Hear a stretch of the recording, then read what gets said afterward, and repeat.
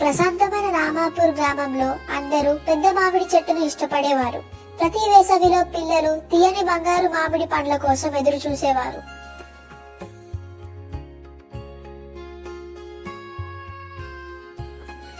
ఒకరోజు ఉదయం పండిన మామిడి కాయలన్నీ మాయమైపోయాయి. ఒక్కటి కూడా మిగలలేదు.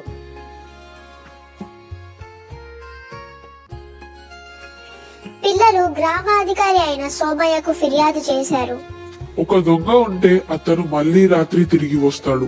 మనం నిశ్శబ్దంగా చూద్దాము.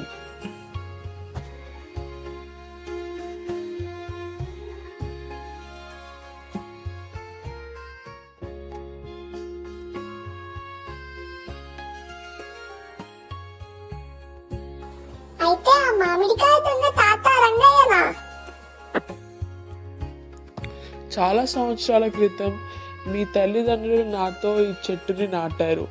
తొలి ఫలాలను పక్క గ్రామంలోని పేద పిల్లలకు ఇస్తానని నేను వాగ్దానము చేశాను. అతన్ని తిట్టడానికి బదులుగా గ్రామం సహాయం చేయాలని నిర్ణయించుకుంది. ఆ రోజు నుండి మొదటి ఫలాలు పంచుకోవడమే. ఈ కథ కనుక మీకు నచ్చినట్టయితే లైక్, షేర్, సబ్స్క్రైబ్.